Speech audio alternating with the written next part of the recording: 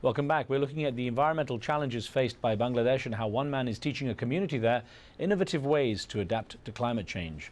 Mohammed Rizwan is the founder of Shutalai Shwanevar Shongsta, a non-profit educating remote villagers using boats. Also with me is filmmaker Glenn Baker, the director of Easy Like Water, a documentary featuring Rizwan and his growing boat empire. Now, actually, Rizwan, that's an issue. What was the biggest challenge you faced as you got into this project? The bigger it started to get, what were you facing in terms of challenges? At the beginning, when I started the project, it was all my resources, like the small amount of money I got from my scholarships and a computer actually. Then with the hard work and commitment, and then I got support from the community, so all these things helped. But always the big issue is for development is the investment. Right. So it's interesting, you know, we had an email that came in from a viewer by the name of Yusuf Hayat, who wrote in saying, how can Myanmar or India help? Now, it's interesting because India, next door, is actually one of the biggest carbon emission countries in the world, and Bangladesh is actually a very low, has a low carbon footprint relatively. How is India responding to what's happening in Bangladesh? Does it pay attention? Is there any kind of help it could provide? I don't think we're getting any support from India regarding the climate change issues. So I think since the problem is ours, so we should do all the work by ourselves. And that's an interesting thing, isn't it, Glenn? That a lot of countries, the developed world, is blamed by a lot of developing countries for the state of the world as it is right now, and then yet they feel that it's the developing countries that have to pay. India is building a wall to keep the climate refugees in Bangladesh from crossing their border. So, but countries can't build walls indefinitely. And you know, the last time there was a climatic migration around the globe, there were no political borders.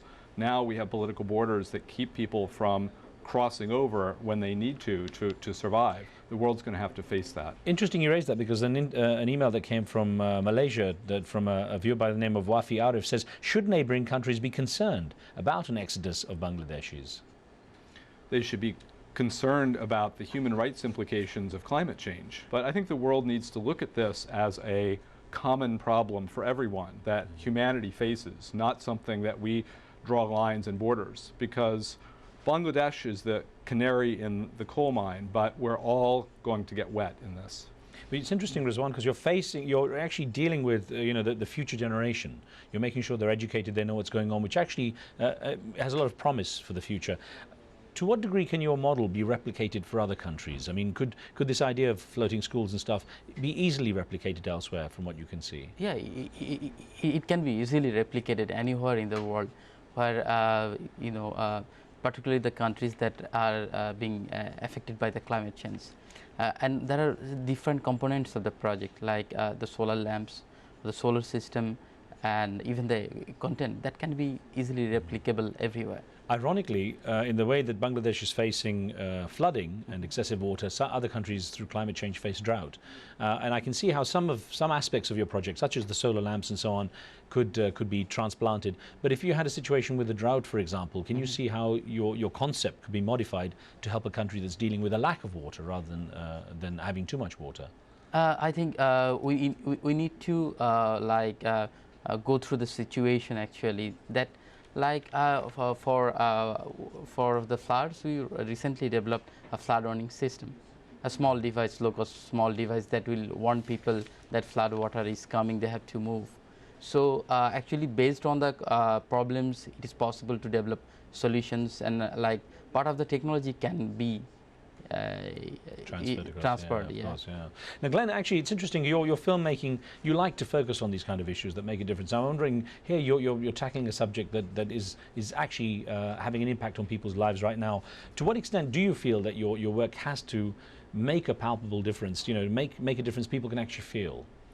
I feel like with a subject like climate change, it's so daunting and overwhelming that people feel frozen in fear and inaction by it, and they don't know what to do. And I want to make a film, we're still working on it, a film that shows a positive response. It shows someone taking action with an elegant homegrown solution that, you know, will help energize people and say, wow, maybe I can do something too. I think it's a very inspiring story And I think it's the kind of thing people need to see that says, hey, my actions can make a difference. We can all make a difference. We can tackle this together. It's putting you on the spot a bit, especially as Rizwan is sitting right here, but can you see anything in his project that has a downside, that has anything that you could see might need to be dealt with in the future? Simply the demand for his boats. I mean, if they're only, right now he has a total of 88 boats, of which I think, you can tell us the numbers, but about half of those are functioning in various services as school boats, library boats, clinic boats. He's working on climate shelter boats. If there's flooding, there's going to be much greater demand, and the question is going to be who gets to go on the boat and who doesn't. That's the fascinating part, Rizwan, that you actually have boats that serve not only as schools, but you have the medical facilities, you have the libraries, you have. Tell me how. I mean, is there a limit to what they can do as such? Okay, we have floating schools, then we have boats for floating libraries, then we have two different types of training boats. On the boat, we provide training to the farmers on sustainable farming and climate change adaptation techniques, and there are some training boats that provide evening educational shows on the large sailcloth. People sit at the riverbanks and they watch the program on the big sailcloth. Then we have floating clinics and other types of boat.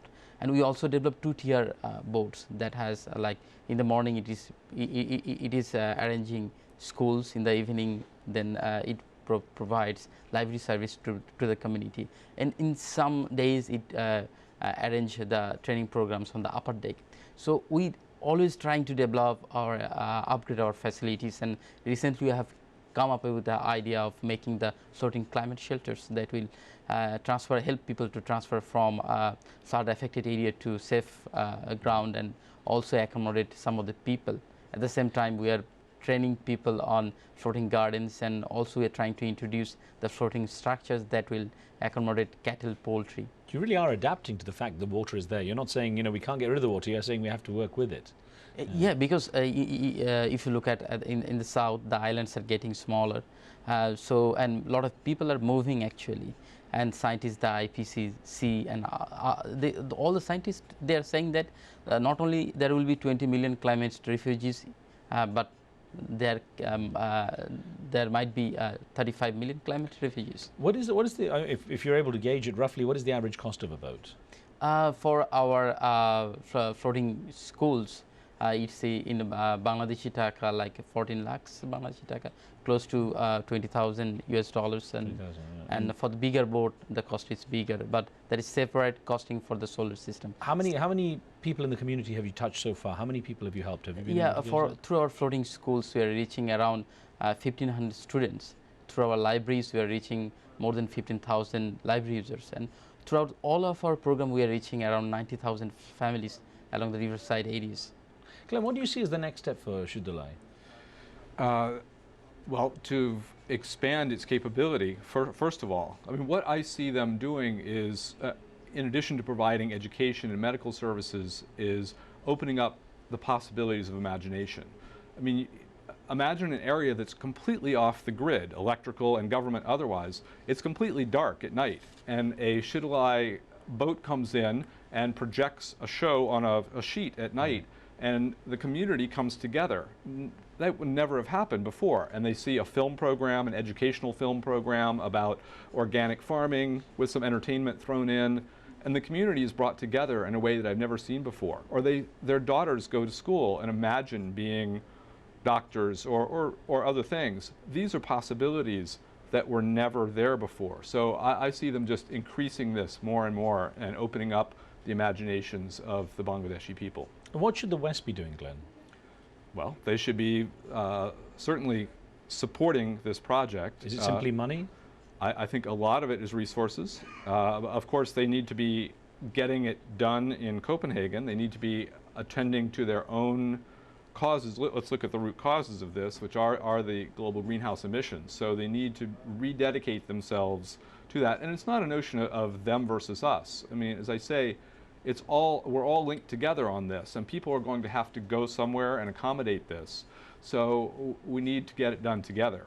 So I think, on the one hand, support adaptation strategies, such as those that are ready to go in countries, frontline climate change countries such as Bangladesh, and attend to our own emissions. Very quick thought, literally 20 seconds to go, Rizwan. Are you optimistic? Are you optimistic things will really keep moving with this project? You can really grow it on a huge scale? Yeah, it is possible because we don't have any other option in Bangladesh. If southern parts of Bangladesh goes underwater, then people have only one option. They have to learn how to live on water. Listen, I congratulate you on all your hard work. Good luck with the project. Thank you. Glenn, thanks for coming in as well. Thank you. Cheers. My pleasure. And thank you for being with us. Remember, we always welcome your ideas. You can always contact us through Facebook and Twitter. And of course, you can send us an email to riz@aljazeera.net. From me and the team, we'll see you next time.